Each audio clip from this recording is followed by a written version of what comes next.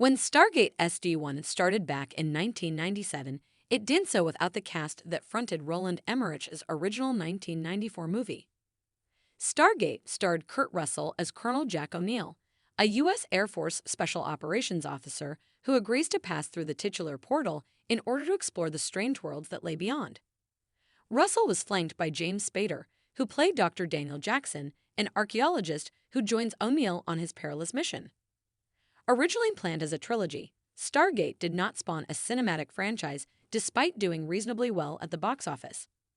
Instead, Showtime debuted the TV spin-off Stargate SG-1 in 1997.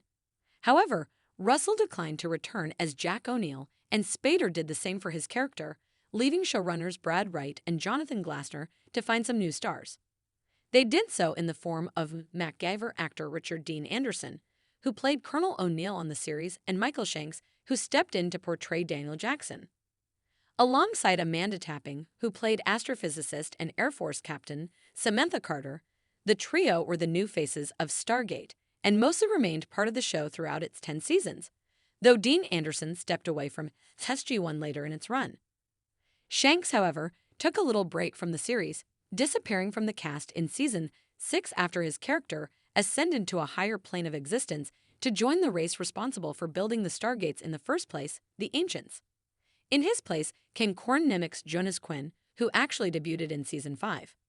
But Quinn wouldn't be around for long, leaving SG-1 very quickly after he became a main cast member. Why? Well, it all goes back to Shanks and Daniel Jackson. Jonas Quinn joined Stargate SG-1 for all of Season 6. Jonas Quinn, a scientist from the nation of Kelowna on the planet Langara, is introduced in Stargate SG-1 Season 5, Episode 21, Meridian. In the episode, he witnesses Daniel Jackson contract radiation poisoning while trying to save Quinn's home planet from a disaster.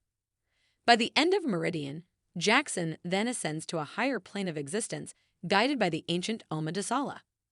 Soon after, Quinn joins that SG-1 team, essentially taking Jackson's place throughout Season 6. During the season, Quinn was a main cast member, though some fans weren't all that pleased with Jackson's replacement. In a Gate World interview from 2008, Corin Nemec recalled an initial backlash from a very small core, outspoken group of the fandom.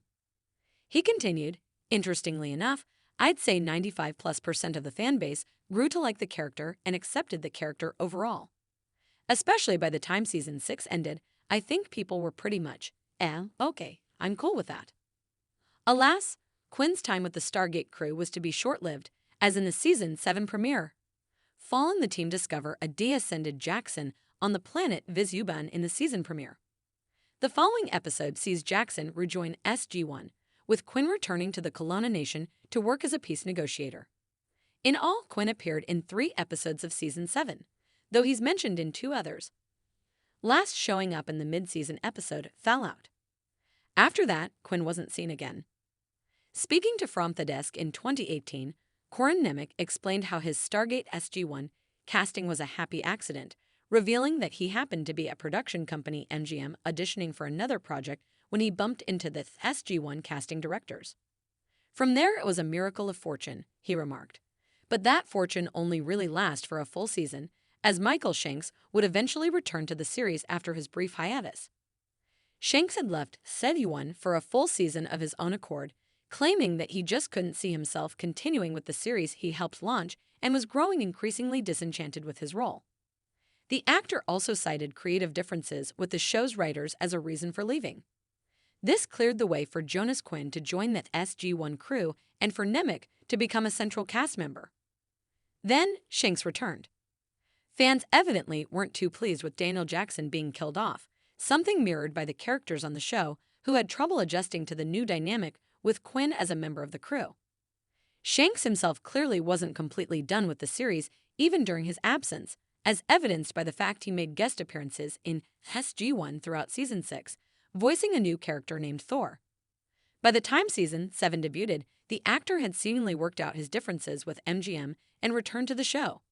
Sadly, though, that meant Quinn had to go.